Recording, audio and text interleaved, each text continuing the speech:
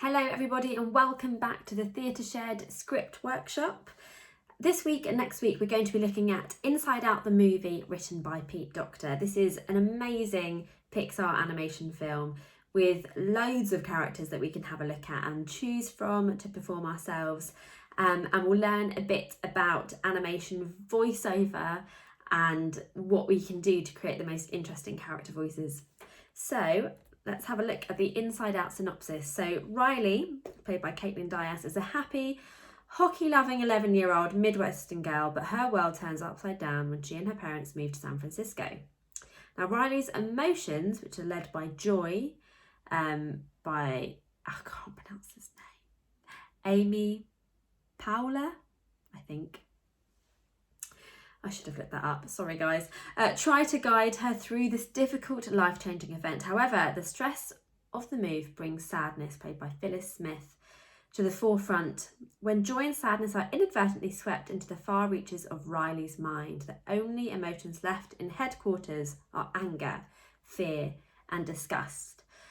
So joy, sadness, anger, fear and disgust, these are our core emotions that we actually have ourselves, that we experience. All the other things we feel tend to stem from these core emotions, so they're so relevant, and the character creations of these are wonderful. So let's dive in a bit deeper.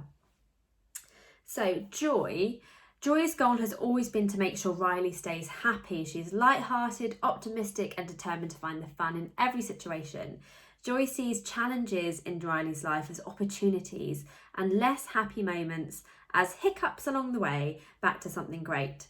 As long as Riley is happy, so is Joy. So clearly she's ever the optimist. I'm sure you know someone in your life that is like this, turns every irritating situation on its head to turn it into something positive, which can sometimes be a bit annoying, you know. Sometimes you just want to be a bit grumpy, but Joy will not let that happen. So Fia, voice of Bill Hader, Fia's main job is to protect Riley and keep her safe. He is constantly on the lookout for potential disasters and spends time evaluating the possible dangers, pitfalls and risks involved in Riley's everyday life activities. There are very few activities and events that Fia does not find to be dangerous and possibly fatal. Again, we all know someone like this, right? That, you know, will find a reason not to do anything because, oh no, actually potentially something really dangerous could happen. And we need that voice in our heads. But this Fia finds something scary about everything that Riley could possibly do. So again, loads of fun to be had with Fia. Anger is played by Lewis Black. Anger feels very passionately about making sure things are fair to Riley. He has a fiery spirit and tends to explode, literally, when things don't go as planned. He is quick to overreact and has little patience for life's imperfections. And we get a real sense of that in the scenes that we're going to be reading. You'll see in a minute. Disgust, voice of Mindy Kaling. Disgust is highly opinionated, extremely honest, and prevents Riley from getting poisoned, both physically and socially. She keeps a careful eye on the people, places and things that Riley comes into contact with, whether that's broccoli or last year's fashion trend. Disgust always has the best of intentions and refuses to lower her standards. And this is very funny. I think you'll see a bit of yourself in this character as well. And disgust is a really important emotion. It's an evolutionary emotion that's there to actually protect us from literally being poisoned by certain things. But it's really funny that it's the same reaction that's triggered, again, you know, if we see an outfit that we don't like or we pick up a dirty bit of laundry or something like that. Very funny. Sadness, voice of Phyllis Smith. None of the other emotions really understand what sadness's role is. Sadness would love to be more optimistic and helpful in keeping Riley happy, but she finds it so hard to be positive. Sometimes it seems like the best thing to do is lie on the floor and just have a good cry. Hashtag relatable. Sometimes that is what's needed, isn't it? And that's what I love about this film. We see that sadness actually does have a really important role to play, and sometimes we need to listen to that part of our brain, and just rely on these different parts of our brain to mediate our emotional state and help us get through tough times and good times.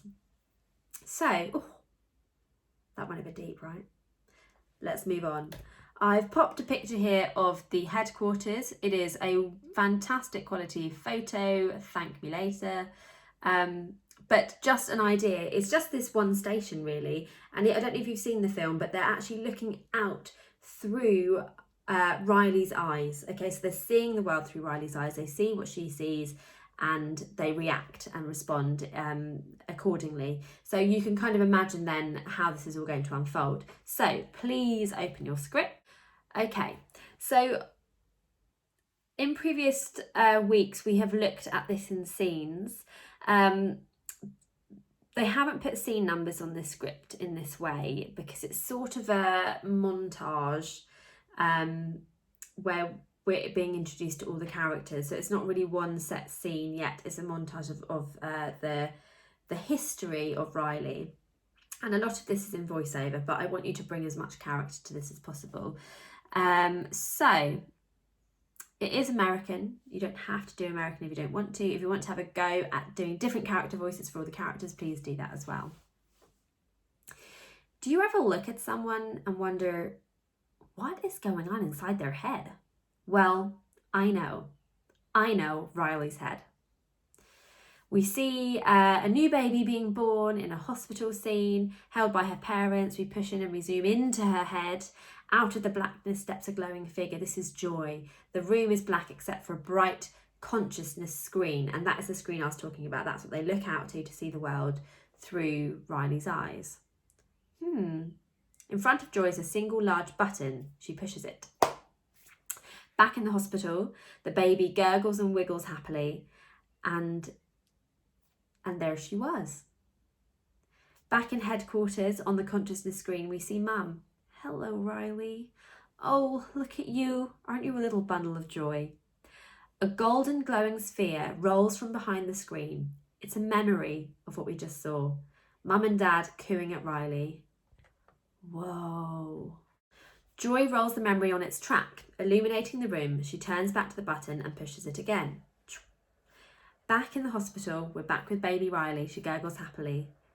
It was amazing. Just Riley and me forever.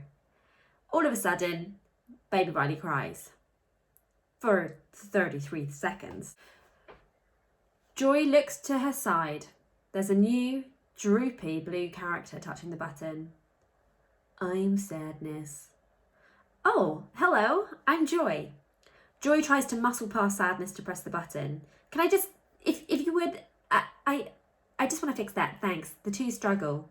And that was just the beginning. Headquarters only got more crowded from there. Interior Minnesota house day. Riley, now age 3, barrels through the house pulling a wagon. On the screen, we have Riley's point of view as she runs through the house. Fear supervises Joy, who drives. Very nice. Okay, looks like you got this. Very good. Sharp turn. Riley approaches a power cord on the ground. Ah, look out! No! Fear leaps to the console. That's Fear. He's really good at keeping Riley safe.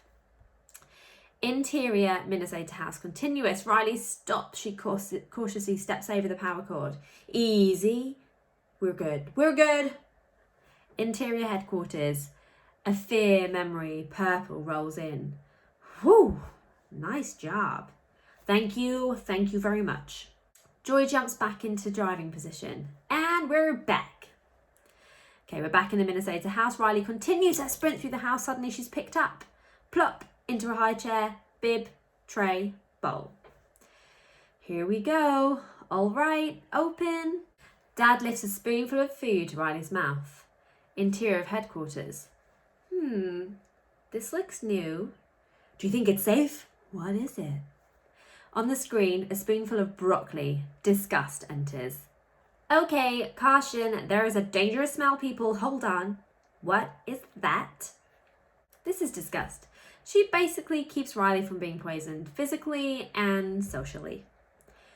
That is not brightly colored or shaped like a dinosaur. Hold on, guys. It's broccoli. Disgust gags and pulls a lever. Interior kitchen. Yucky. Riley swats a broccoli. It flies into Dad's face. Interior headquarters. A disgust memory, green, rolls in. Well, I just saved our lives. Yeah, you're welcome. Back in the kitchen. Riley, if you don't eat your dinner, you're not going to get any dessert. Interior headquarters. Anger looks up from reading his newspaper. Wait, did he just say we couldn't have dessert? That's Anger. He cares very deeply about things being fair. So, that's how you want to play it, old man? No dessert? Oh, sure, we'll eat our dinner right after you eat this. Rah! Anger takes the controls as flames blast out of his head and anger memory red rolls in. Back in the kitchen, Riley throws a fit. Dad distracts her. Hey, Riley, look, here comes the aeroplane. Interior headquarters, Angus stops screaming. Oh, aeroplane. We got an aeroplane, people.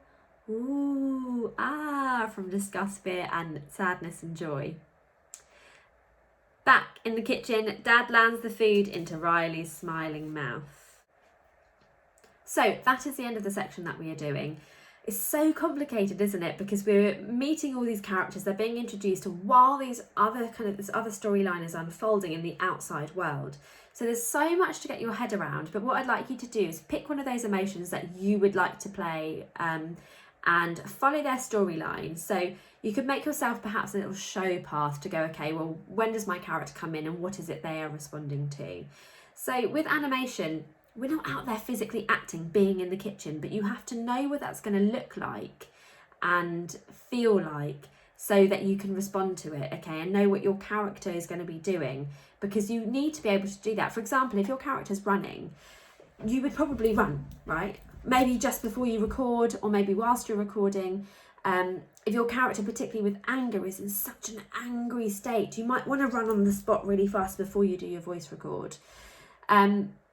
The film is available. I don't know if any of you have got Disney Plus at the moment. Don't know when you're watching this, but there is a free 7-day trial. You can watch it on there, and I believe it's on Sky. You might want to actually try muting the volume, and then you can put your own character voice on there. Don't try and mimic what's already been done. Come up with your own version using the character brief that was at the beginning of our slide.